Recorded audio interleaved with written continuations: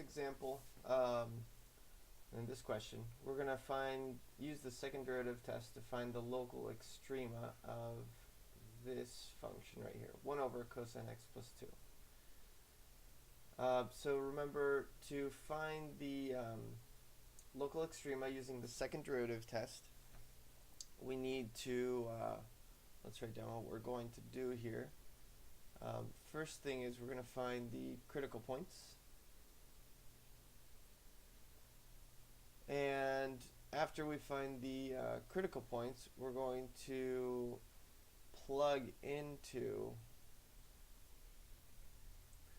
those critical points into the second derivative. So the second derivative. Okay, so to do that, well, we need to find both things. We need to find the critical points, and we need to find the second derivative.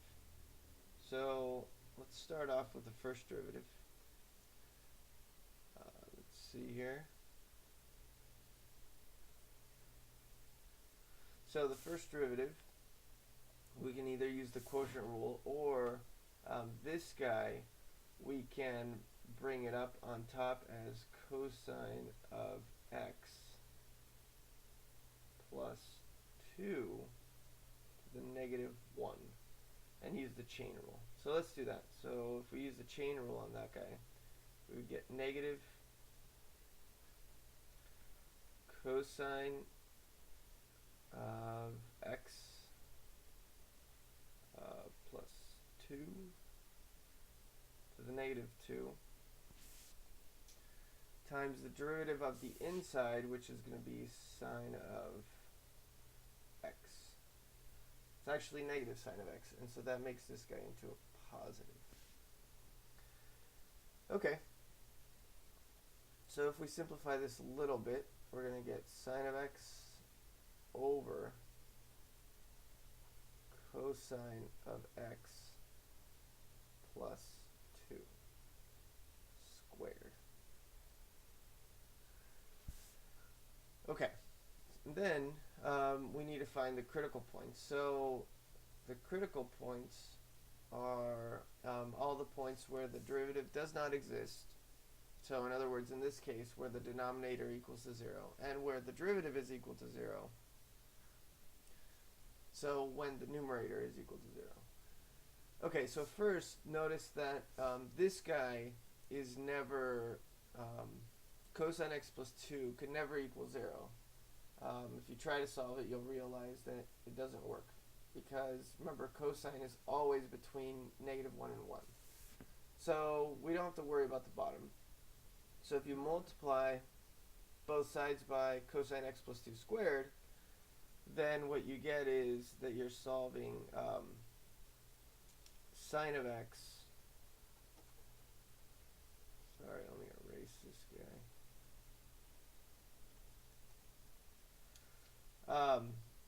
You get sine of x equal to 0. Okay. So then our critical points become everywhere where sine of x is equal to 0. So we know sine of x is equal to 0 at 0, also at pi, and then this keeps going on forever for all multiples of pi. So I'm just going to write k pi, where k is any integer, so a positive number or a negative number. So those are the critical points. Now obviously I can't plug all of those into my second derivative, but since we're not given an interval, normally with trig functions we're given an interval, but this case it's open-ended, so we have to write all of them down. Okay, so that's our first step. So we did that. Then we're going to plug in those critical points into the second derivative. So let's actually find the second derivative. Okay, I'm going to do it right here. So to find the second derivative, now I need to use the quotient rule. So I'm going to have derivative of the top, cosine, times the bottom, which is cosine x plus 2 squared, minus, top leave it alone, times the derivative of the bottom, which is, by the chain rule, 2 cosine of x plus 2 to the 1. Now, of course, you don't have to write it, so you can if you want to, but I'm not going to. And then times the derivative of the inside, which is negative sine of x. And then all of this is going to be over cosine x plus 2 squared squared, or in other words, to the 4th. Okay, now let's simplify this a little bit. Notice that here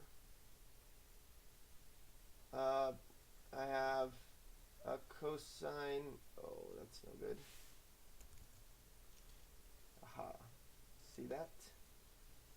Expert undo. Okay, so check out this guy right here and this one. So there's a like term here. So I can factor this guy out. And this is going to help me because I'm going to be able to cancel it out with one of the ones on the bottom. Okay. So I've got that guy. So I factored out that guy. So then inside what I have is cosine of x. And then here, now let's try to do, oh wait, cosine x times cosine x plus 2, right? Because I have 2 here, so sorry, my red went over the 2.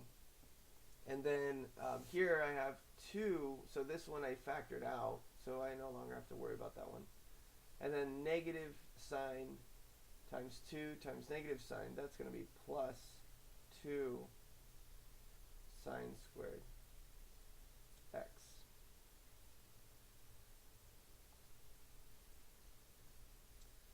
All over cosine x plus 2 to the 4th. Okay. So then I can get rid of this guy with one of these, and this one becomes a third. Okay, so now I think I'm going to leave it like this. We could do a little bit more, I guess. We could do a little bit more. Let's distribute this guy. If I distribute this guy, I'll get cosine squared x plus 2 cosine x.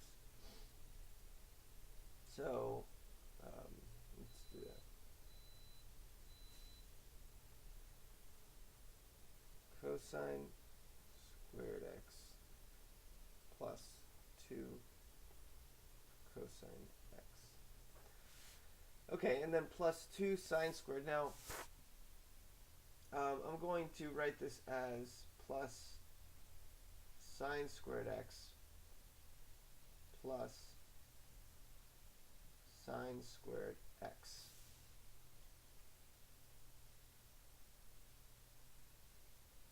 And all of this is going to be over cosine x plus 2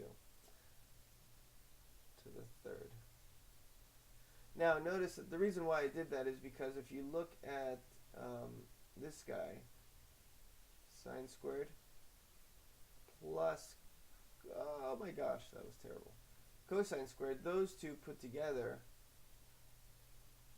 equal to 1. So then what I have is 1 plus 2 cosine x plus sine squared x. over cosine x plus 2 cubed. Okay, so now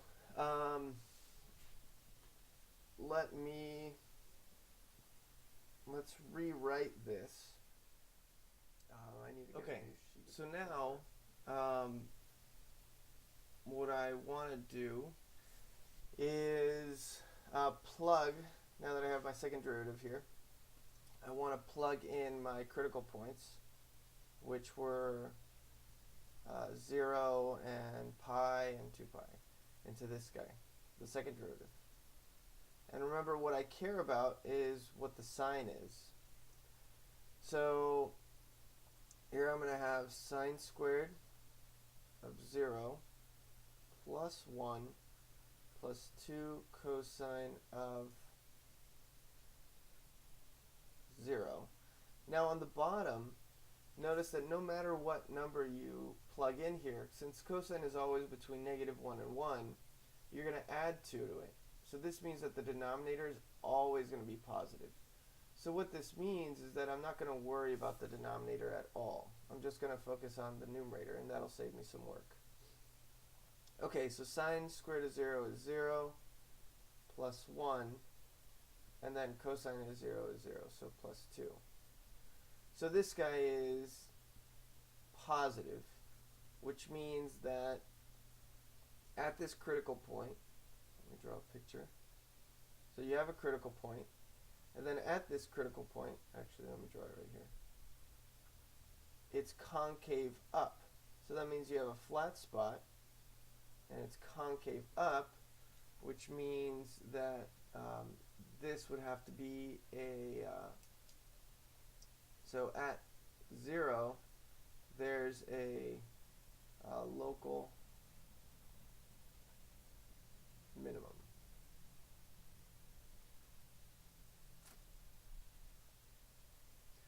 Okay, and then if we plug in pi,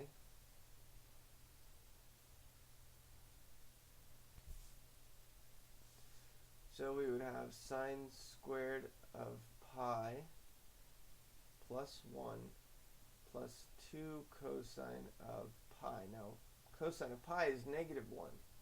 So this time I have 1 minus 2, so this guy is going to be negative, which basically means that you have a critical point,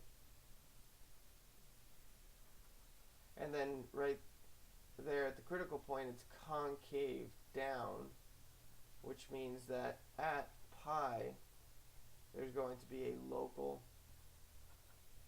maximum. And then to find the y value, remember you plug these values into the original function. And that's it.